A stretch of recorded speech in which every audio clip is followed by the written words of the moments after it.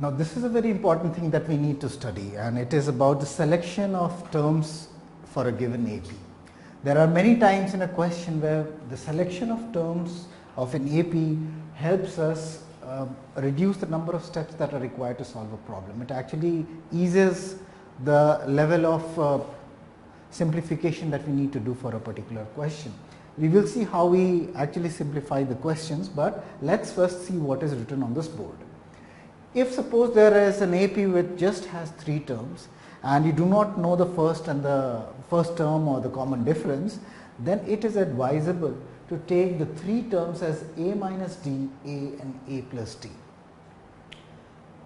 So far we have studied that A is the first term and D is the common difference, but we can actually modify it. I mean, we can take A minus D to be the first term. It's not a sacrosanct rule where you always have to take A as the first term. So you have 3 terms, you can take the first term as A minus D, and if the common difference is D, the second term would be A and the third term would be A plus D. Now what it does is, if you add all the 3 terms, you would see that the sum of the 3 terms would be equal to 3A, and the factor of common difference would vanish from here. So this is what will actually help you simplify the calculations. We will see it through a problem. If there are 4 terms, it is advisable to take them in the form A minus 3D, A minus D, A plus D and A plus 3D. If you observe here, the common difference comes out to be 2D. Again, when we said that the common difference is D and the first term is A, it was for a general case. Now, I mean, over here we can choose A and D based on our liking. So here we have taken the common difference to be 2D. So the D that you know of is actually 2D over here, and the first term A that you know of is actually A minus 3D here. So for the 4 terms that are given to be in AP, you can always choose the 4 terms to be A minus 3D, A minus D, A plus D and A plus 3D. Again, if you add all of these, you would get 4A. So the sum of all the 4 terms would be equal to 4 times A, and which will be very easy to simplify and easy to calculate. Now if there are 5 terms, you should take the terms as A minus 2D, A minus D, A plus D and A plus 2D.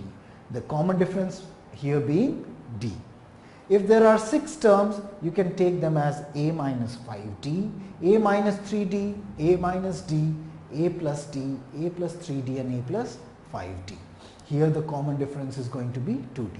So you just have a look at this table, and whenever you have a question wherein you have just 3 numbers in AP or 4 numbers in AP or 5 in AP or 6 in AP, you are always free to choose your terms according to this rule, and this will help you simplify the problems.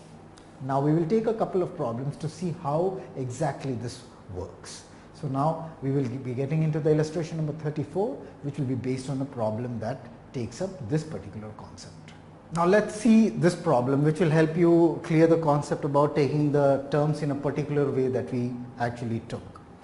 It says that a sum of rupees 280 is to be used to award 4 prizes, and if each prize after the first is 20 less than the next most valuable one, find the value of each of the prizes. So you have 4 prizes that need to be distributed, and each prize is 20 less than the next valuable one.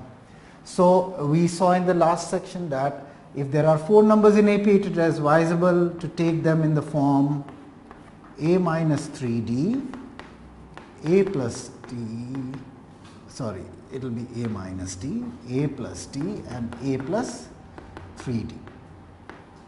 If you recall from the last section, 4 numbers in AP can be taken like this.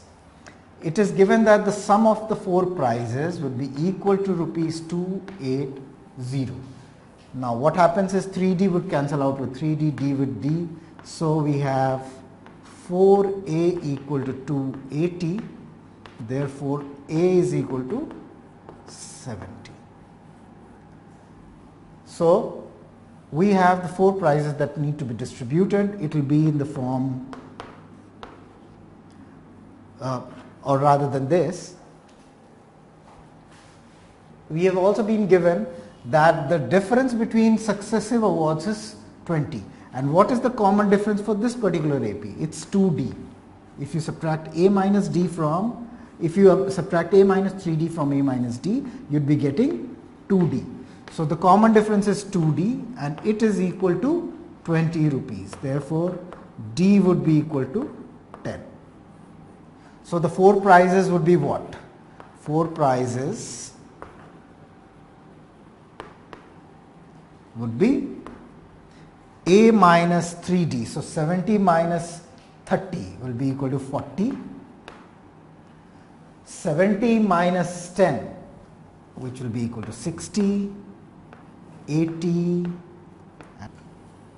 So you see here that choosing the terms in a particular way helps you simplify the calculations a lot. So it's a very clean way of doing questions. You could have taken it as A plus D, A plus 2D, A plus 3D, but again you'd be getting 2 equations to solve, and you'll be solving the simultaneous equation to get the values of A and D, which would be doable, but of course not as clean, as simple as this method.